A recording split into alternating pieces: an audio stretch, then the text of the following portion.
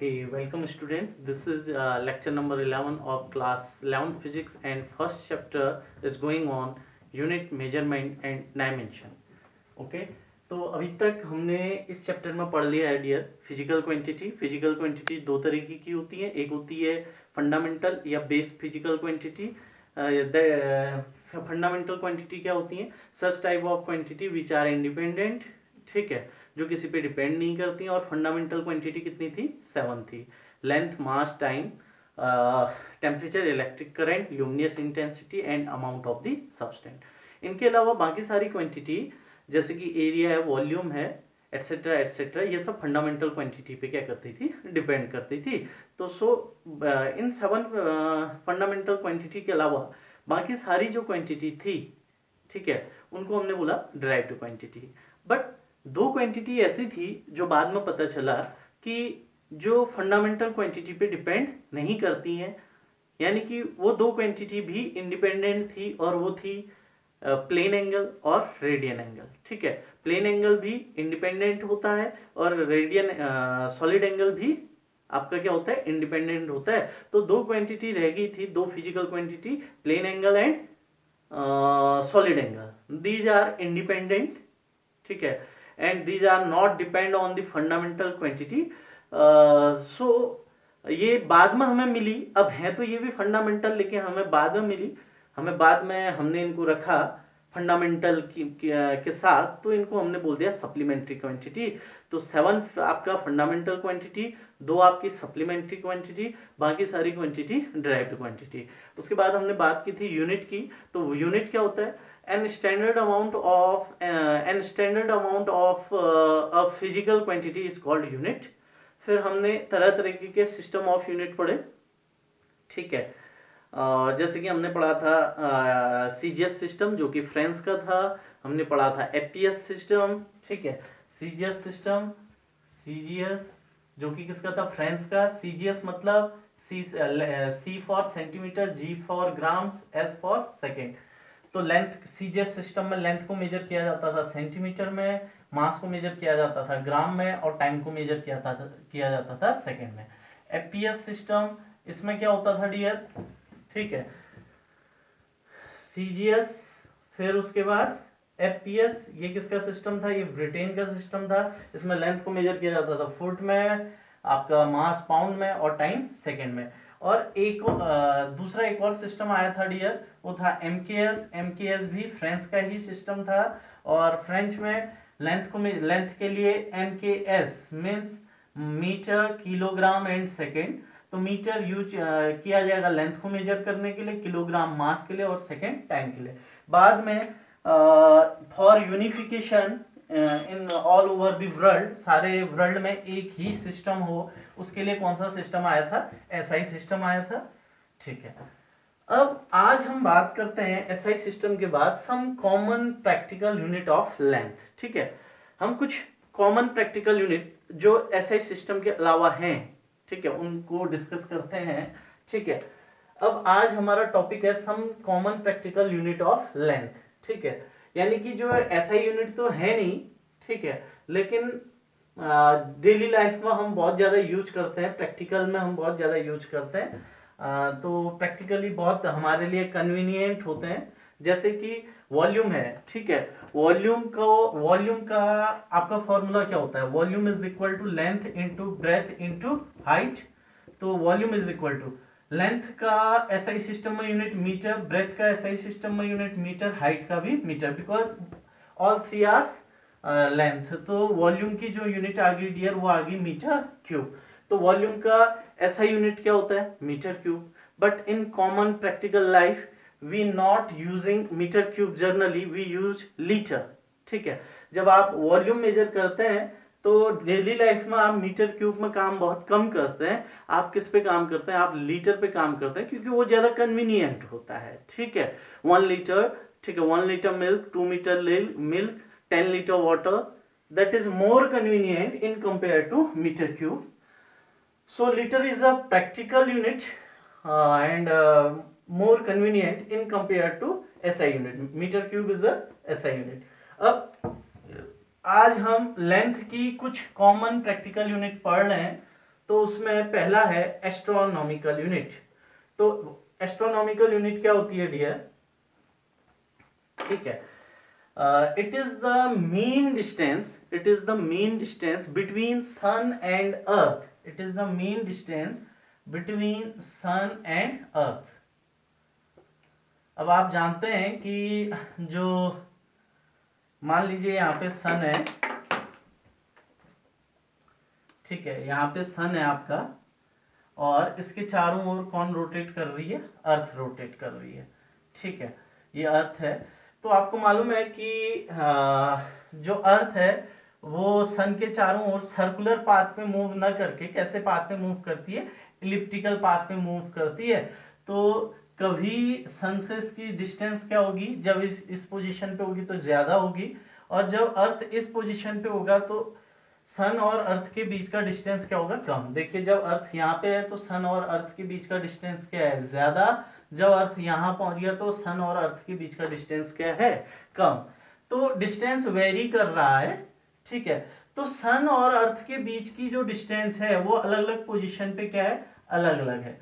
तो हम क्या करते हैं, इन डिस्टेंसेस का एवरेज ले लेते हैं, इन डिस्टेंसेस का क्या ले लेते हैं? एवरेज, मीन ले लेते हैं।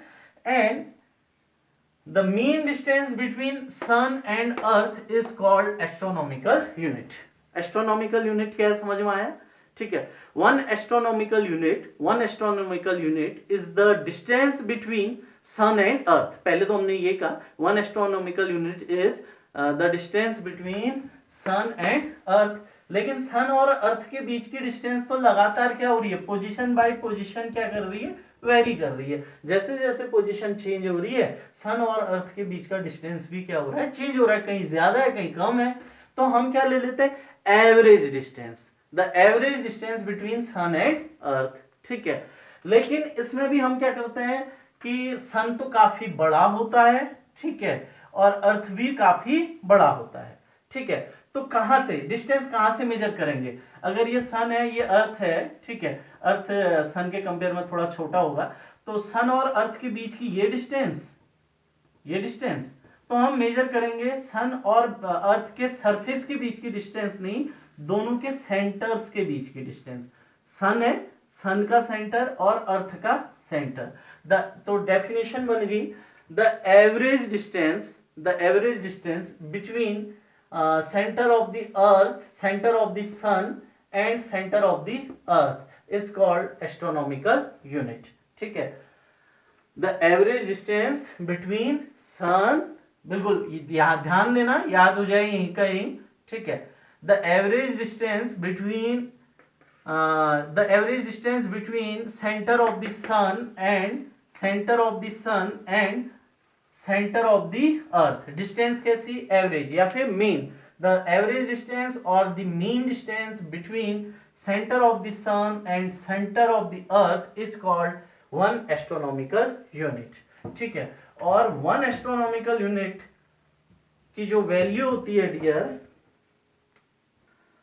वन एस्ट्रोनॉमिकल यूनिट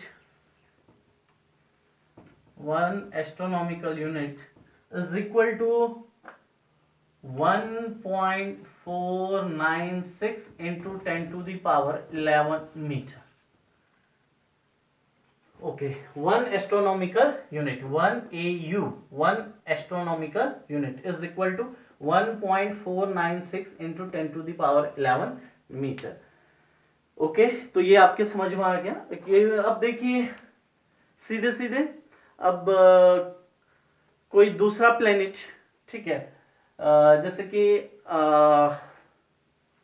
अगर हम इसका डबल कर दें, ठीक है, इसका डबल कर दें तो ये वैल्यू याद करना बहुत टफ रहेगा। ठीक है, ये वैल्यू आपको याद करना बहुत टफ रहेगा। तो ये बड़ा सिंपल रहता है समझने के लिए, इतना बड़ा क्वांटिटी याद करने की बजाय हम क्या बोल देते हैं? One astronomical unit. ठीक है, अगर कोई प्लेनेट है जो सन और अर्थ के बीच की जो डिस्टेंस है उसके 2 टाइम्स है, ठीक है, मार्स की हमसे जो डिस्टेंस है, मार्स की अर्थ से जो डिस्टेंस है वो अगर इसका 2 टाइम्स है तो हम क्या बोलेंगे? The distance between Mars and earth is 2 astronomical unit. Okay, then अगली जो यूनिट होती है, ठीक है, इतना आप नोट कर लीजिएगा। अगला है, second is light year. Second is light year. Light year क्या होता है? Light year, the distance travelled by light in 1 year. The distance travelled by light in 1 year is called 1 light year.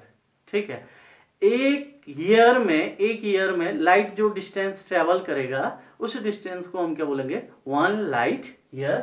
ठीक है, तो आप जानते हैं स्पीड इक्वल टू क्या होता है डियर?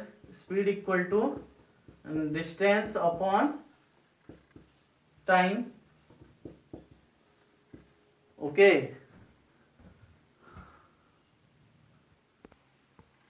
ओके, तो अब डिस्टेंस इक्वल टू कितना हो जाएगा? Speed into time. ठीक है, तो यहां से डिस्टेंस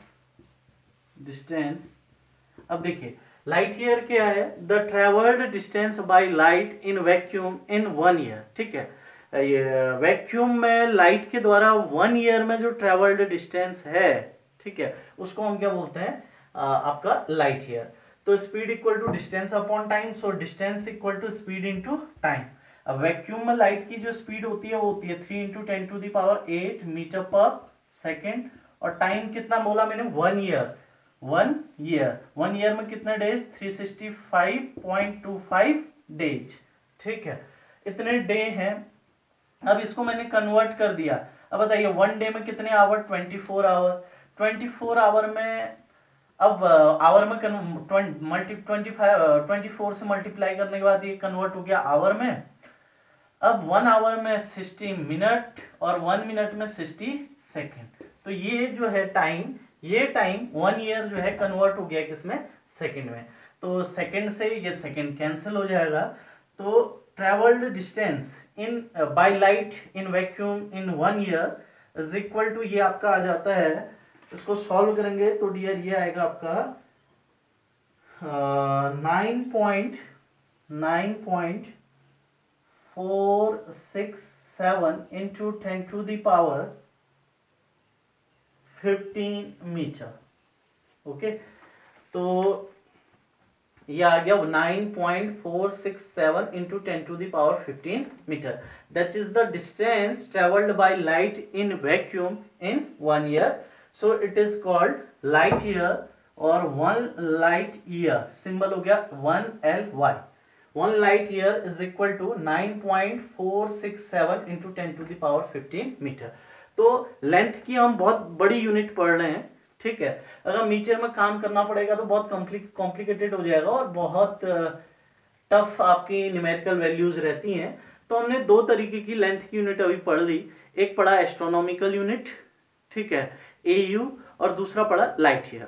एस्ट्रोनॉमिकल यूनिट क्या था? The average distance between centre of the sun and centre of the earth. Earth और सन के सेंटर्स के बीच की एवरेज डिस्टेंस, ठीक है, क्योंकि डिस्टेंस अलग अलग पोजीशन पे वेरी कर रहा था, वो एवरेज जो डिस्टेंस है वो आपका एस्ट्रोनॉमिकल यूनिट होता है। और 1 astronomical unit is equal to 1.496 into 10⁻11 metre. फिर दूसरा पढ़ा light year. This is the distance travelled by light in 1 year. ठीक है, लाइट के द्वारा 1 ईयर में जो ट्रेवल्ड डिस्टेंस है उसे हम बोलते हैं 1 light year. Speed equal to distance upon time, so यहां से distance equal to speed into time. Class 9th का formula, you know that speed of light in vacuum 3 × 10⁸ metre पर सेकेंड, और टाइम कितना था? 1 year, and you know that in 1 year 365.25 days. ठीक है, इतने डेज होते हैं। अब इसको कन्वर्ट किया हमने सेकेंड में, तो देखिए पहले डे 1 डे में 24 आवर, फिर 1 आवर में 60 मिनट, फिर 1 मिनट में 60 सेकेंड। तो ये पूरा टाइम कन्वर्ट हो गया सेकेंड में, सेकेंड से सेकेंड गया, ये आ गया आपको 1 लाइट ईयर। ठीक है, अब तीसरी जो एस्ट्रोनॉमिकल यूनिट आपकी, तीसरी जो बड़ी यूनिट होती है और सबसे बड़ी होती है वो, ठीक है, मैं इसको इरेज करता हूं। ये याद कर लेना भाई। हाँ, 1 लाइट ईयर इक्वल टू, कम से कम आपको मालूम होगा तो आप सॉल्व निकाल भी सकते हैं, 9.467 इंटू 10⁻15 मीटर। ठीक है, 1 light year is equal to 9.467 into 10⁻15 metre. अब तीसरी जो यूनिट है लेंथ की,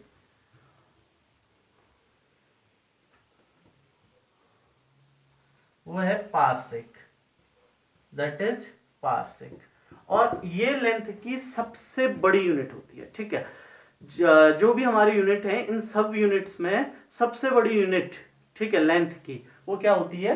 पारसेक। अब पारसेक क्या है? तो पारसेक को समझने के लिए it is the distance, it is the distance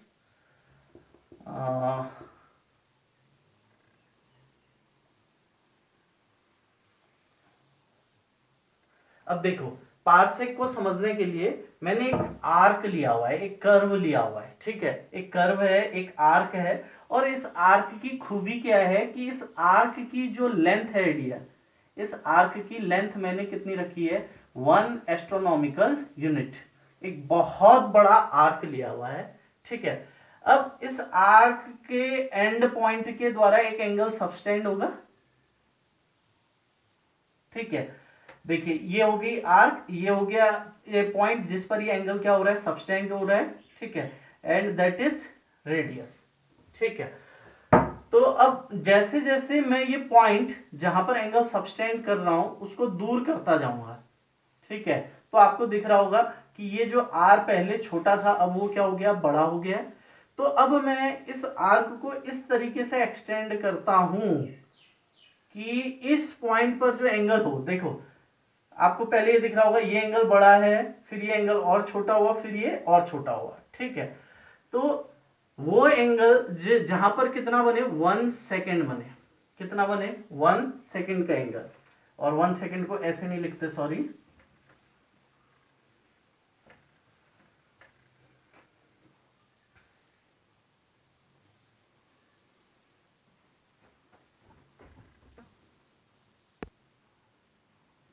okay. 1 parsec कैसे डिफाइंड है इसको समझना। 1 parsec, 1 parsec is a distance, 1 parsec is a distance at which an arc of length 1 astronomical unit subtend an angle of 1 second, subtend an angle of 1 second is called 1 parsec. ठीक है, 1 parsec is a distance at which an arc of 1 astronomical unit subtend an angle of 1 minute is called 1 parsec.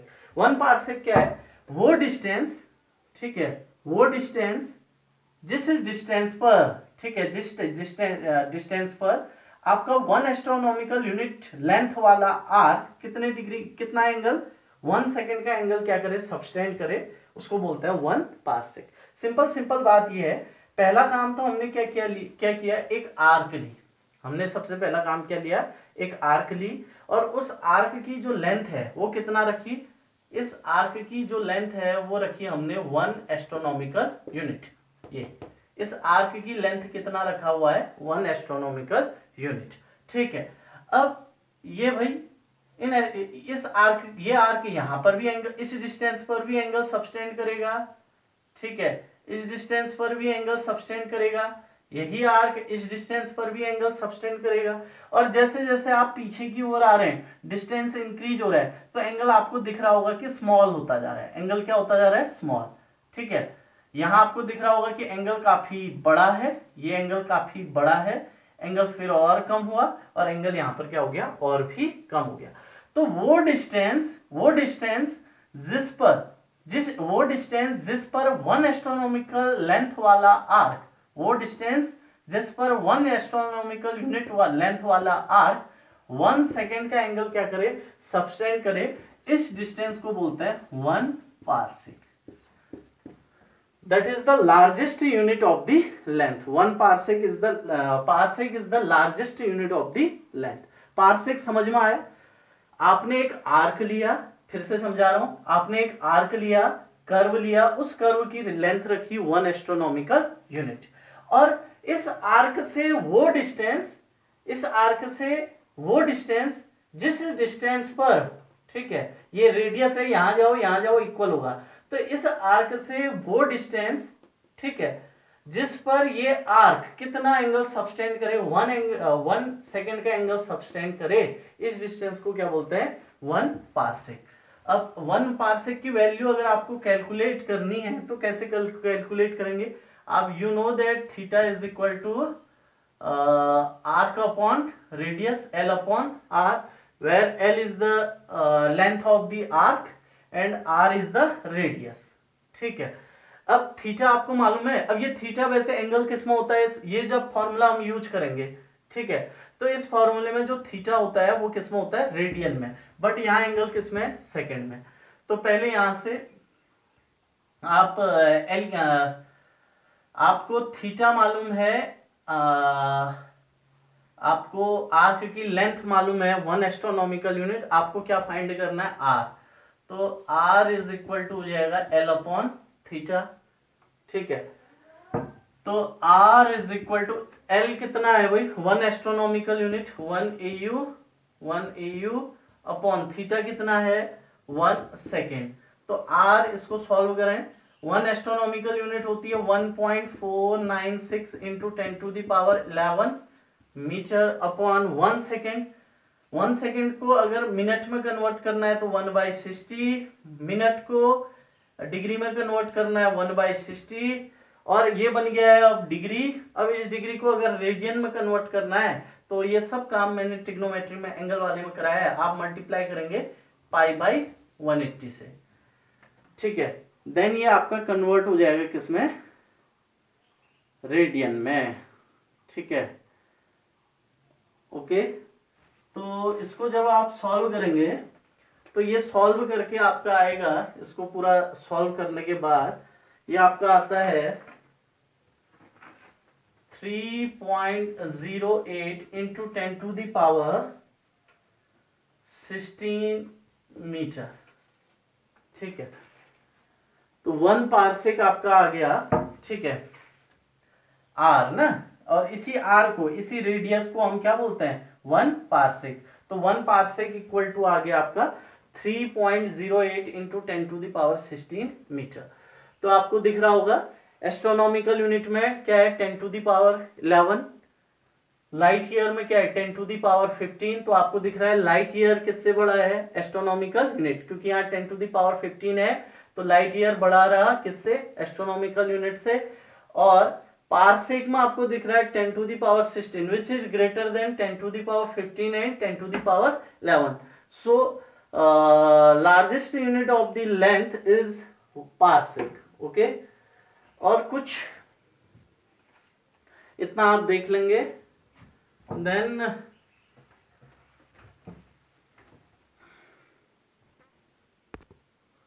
At last कुछ आपके और रह गए जो आपका कहाँ यूज होते हैं, ये ब्रिटिश सिस्टम के हैं, ठीक है। अब हम जो है गुलाम हैं अंग्रेजों के, तो हमारे 70 तक, 1970 तक यही सिस्टम हमारे इंडिया में भी चलता था, और जब तक हमने ऐसा ही सिस्टम अडॉप्ट नहीं किया।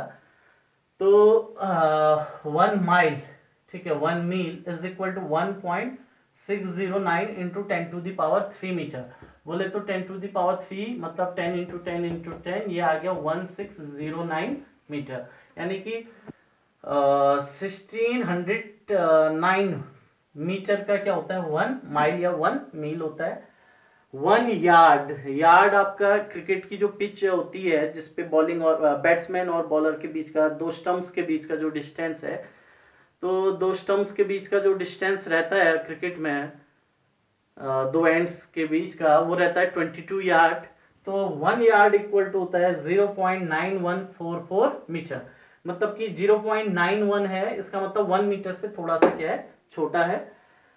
अगला है 1 foot, 1 foot is equal to 0.3048 metre, यानी कि जी 30 पे क्या हो गया, 30 सेंटीमीटर, ठीक है। तो आपकी जो बड़ी वाली स्केल है उससे कुछ ज्यादा, थोड़ा सा ज्यादा आपका क्या रहता है, 48 1 फुट है। और अगला है 1 नॉटिकल माइल। ये होता है 1 nautical mile is equal to 1.852 into 10⁻³ metre. और नॉटिकल माइल कहाँ यूज होता है? तो ये यूज होता है शिप में और एरोप्लेन में। वहां जो डिस्टेंस मेजर होती है वो किस पे होती है? नॉटिकल माइल पे होती है। क्यों होती है? क्योंकि ये डिस्टेंस कहाँ यूज होंगी नॉटिकल वाली? जहां पाथ ऐसा रहेगा, कर्व। जैसे एरोप्लेन उड़ेगा तो एरोप्लेन का जो पाथ रहेगा वो ऐसा रहेगा। जहाज जब पानी पे चलता है तो अर्थ की ये अर्थ है, अर्थ की सरफेस कैसी है? स्फेरिकल। और इसके सरफेस पे क्या है? वाटर है। तो सी पे जब जहाज चलेगा तो उसका पाथ भी कैसा रहेगा? कर्व। तो वहां पर आपकी कौन सी यूनिट यूज होती है जब कर्व्ड पाथ होता है? तो 1 नॉटिकल माइल। और 1 नॉटिकल माइल कितना होता है? 1.852 इंटू 10⁻³ मीटर। ओके डियर, यहाँ पे इतना सा ही कर रहे हैं। देखो मैं आपको छोटा छोटा काम दे रहा हूं, इसलिए क्यों? क्योंकि आप अपना ये सारा पुराना जो वर्क है उसको क्या कर लें? कंप्लीट कर लें। कल परसों मैं आपका काम चेक करूंगा, ठीक है?